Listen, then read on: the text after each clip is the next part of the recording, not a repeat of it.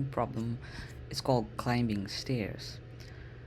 Now, imagine there are n steps in a staircase. That's also our input, and we want to reach the top of the staircase.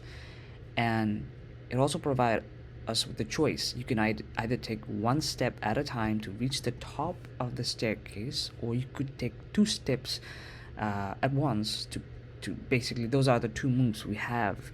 And it is asking us how many distinct ways can we climb to the top of the staircase. If you look at the example, if n was 2, which means if there are two different steps in a staircase, then you could either take one step at a time for 2 times and get to the top of the staircase, or directly jump and make a 2-step leap. So there are two different ways to reach the top of the staircase, and that's why the output is 2. Similarly, in example 2, if there are 3 steps to the top of the staircase, you could take these steps. You could either take one step at a time to get to the top of the staircase, or take a single step and leap with a 2-step to reach the top, or you could make a leap first and then take a single step to reach to the top of the staircase. So that's the problem statement. We'll be given n as the input, and we want to find the number of possible ways we can reach to the top of the staircase. So that's the problem statement, and we'll be solving this problem in a couple of different ways, like recursive way. We'll also do some iterative approach using DP, dynamic programming approaches. The staircase problem is very similar to Fibonacci series. In fact, if there was a staircase with 3 steps, then you need to first be at the second step of the staircase, or the first step of the staircase, before you get to the third step. Now, if you are at the second step, all you have to do is take another step, one step move, to get to the third step. And that's exactly what we have done here. You can see there are 2 solutions, 1 plus 1 and 2.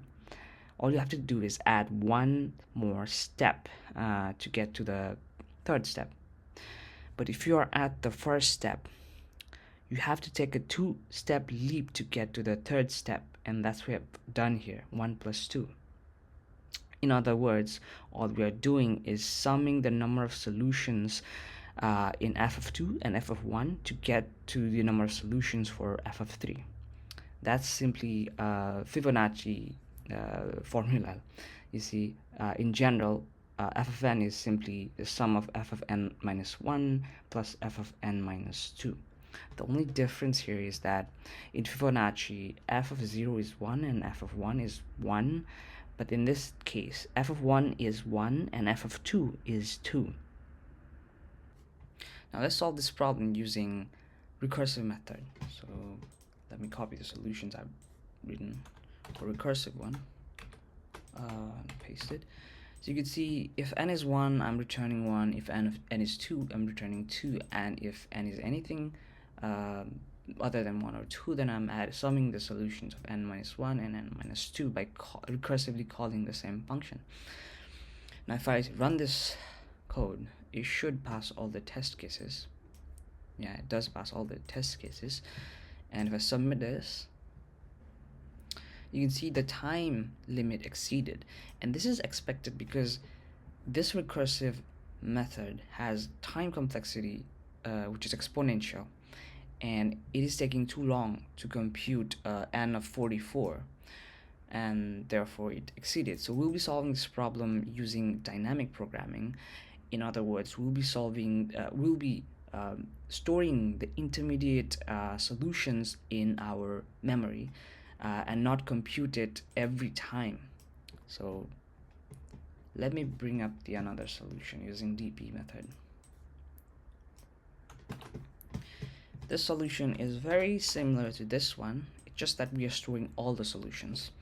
So you can see it's very similar, that I am returning 1 if n is 1 and 2 if n is 2. And I have a DP, which is a list, and I have initialized this list with zeros, and the length of this list is simply n plus 1.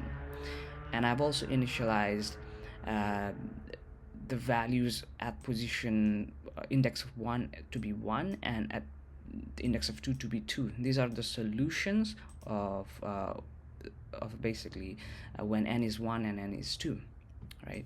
I don't have to print it here. And if n is greater than 2, we want to make a loop. In this loop, all I'm doing is for any ith solution, I'm summing the previous two solutions, and at the end I'm returning dp with the solution for n. And if I run this code, this should also pass all the test cases, right? It does. And I can submit this. Right, it is submitted, and you can see its runtime is really good, and it takes about 17 megabytes for this case. We can further optimize the solution of this DP. You can see that we don't need to store all the intermediate solutions. All we need is two solutions, store two solutions, and I've changed a little bit of that code. The solution looks like this.